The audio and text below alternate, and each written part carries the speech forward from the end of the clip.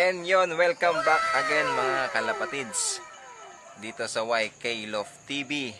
So for tonight, ayan, i-update ko kayo dun sa ating ginawang breeder, no, na kahapon. So yun, ginawa natin yung breeder cage. So 4 holes nga yun mga kalapatids. So eto, pagod pa tayo, kadarating lang natin dito sa bahay para i-update kayo dun sa ating bagong breeder cage natin, no. Tapos, nilagyan na rin natin sila ng kak. Yung mga kak doon. So, nauna na yung mga kak natin doon para pagparisin na natin yung mga ating bagong breeder para doon sa darating na winter race natin, no? So, kung gusto niyo samahan, let's go!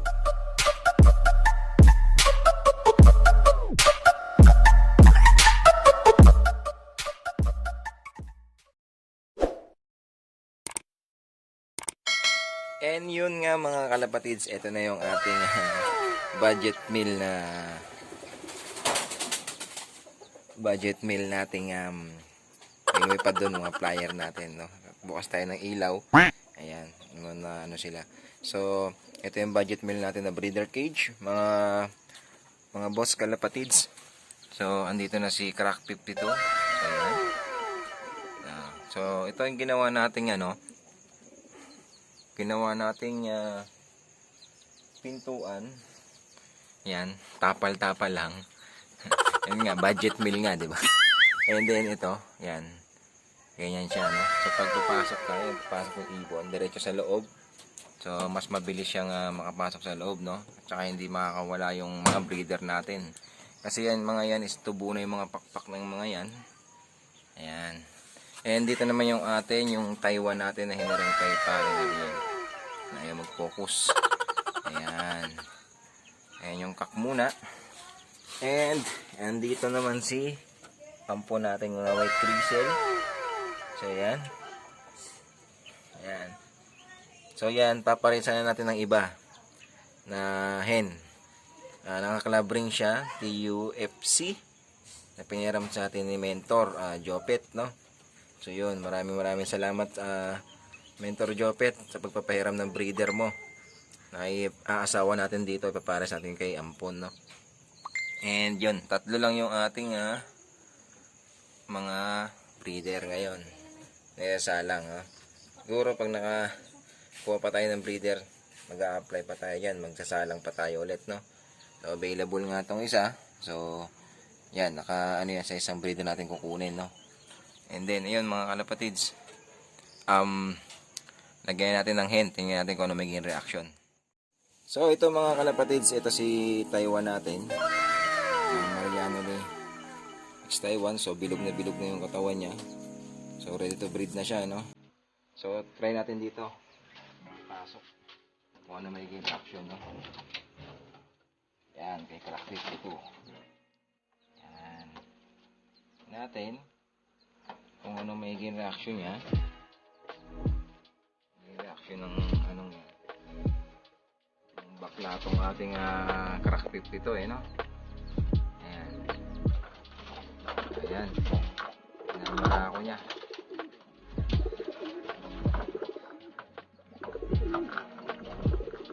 Namara ako ng ating Crack 52 yan dyan. And tapos dito naman, papares natin yung dating pares niya. So, kunin natin mga kalapatids.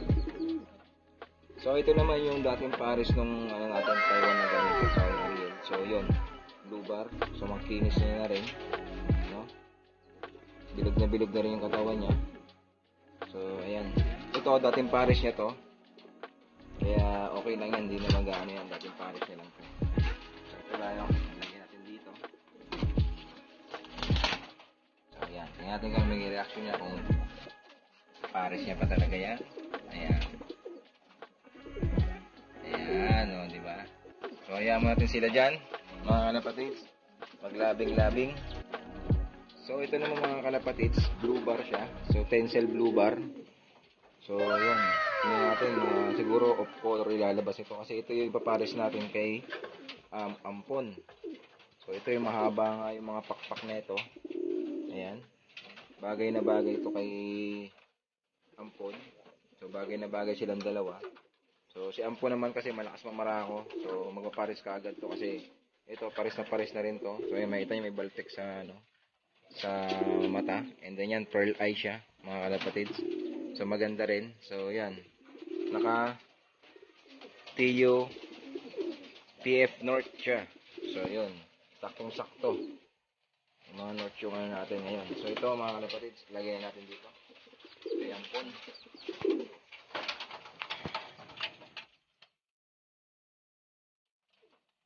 Natin kung ano magiging reaction ni Ampon dito mga kalapatids kasi tagal na rin tong walang pares. Ayan. Ayan mga kalapatids. Parakuha na yan ni Ampon. Ayan. Pares na rin yan si Ampon.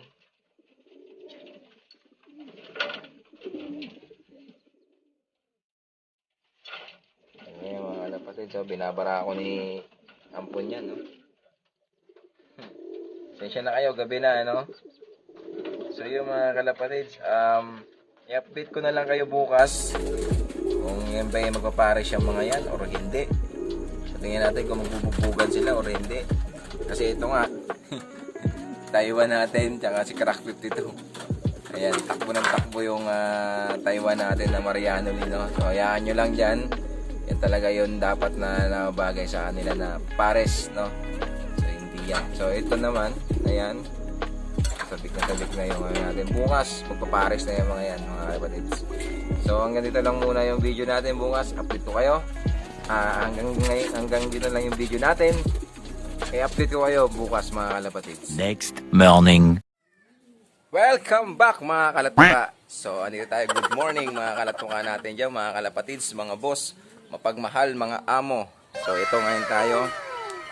Isang magandang umaga. Kaso nga lang dito sa atin, ayan makulimlim. So wala namang ulan. Ambon lang agabi. So yun, makulimlim lang ngayon. Pero malamang meron binubuhong ulan to. Langit na to, no? So yun mga kalapatids, kagabi nga nakapag-vlog tayo. Update lang doon sa bagong breeder cage natin. So nilagyan natin ng laman. Nilagyan natin ng mga pares. Yung mga kak natin. So yun, nauna na yung mga kak natin doon. So pinalagyan natin ng mga asawa nila, no? So yun nga mga kalapatids, update ko lang doon sa Crack 52 at sa Mariano din natin na nagpares na nga yung dalawa. Kung makikita nyo yan sa likod ko, ayan ayan, umuupo na yung lalaki. So ngayon ng umaga lang, sabi ko sa inyo, mas maganda magpares sa gabi. Ilalagay nyo yung cock mga more 3 to 5 days sa isang cage. Tapos saka nyo lagyan ng hen. Siyempre yung kailangan pangsalang na, yung mga pambreeder na talaga, no? So ayan sumasagot na yung ating Mariano Lee na nakakross sa Taiwan na black check. And then yung white flight natin na Crack 52, no? So ayan, kung nakapanood nyo to Sir Dom and Sir JM, ayan yung ibon nyo binigay sa akin. So ayan na, pares na natin, no? So yun, good na yung dalawang yan. Pulbos na. And pakaingay naman itong mga to. And ayun na nga, mag-aantay na lang tayo ng isang linggo. Maybe isang linggo para mangitlog yan, no? So dito, si Ampon natin, tinanggal muna natin kasi medyo mahirap pagpares pa, no? Yung dalawang yun, yung dalawa. So dito natin nilagay sa maliit na breeder cage natin, no? Eto, yung dalawa. Ayan. So mapakita nyo yan mga kalapatids. Ito yung dalawa nating Ampon tsaka yung isang naka-TU FC.